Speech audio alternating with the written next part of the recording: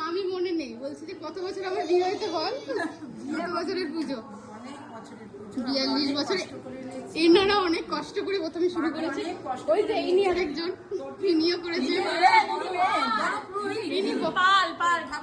ইনি পুরোহিত।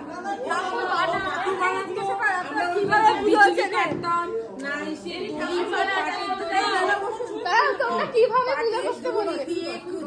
লুকিয়ে লুকিয়ে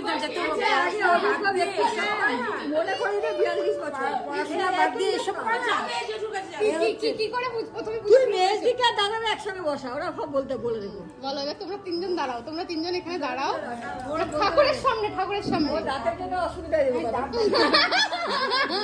একসাথে থাকো, একসাথে থাকো, একসাথে দাঁড়াও। এই যে প্রথমে এনারা তিনজন পুজো শুরু করেছে, তাই তো? না না, আমাদের বাতিস না, তোমরা ছিলে? ওরা আরো ছোট। কে প্রথমে শুরু করেছে?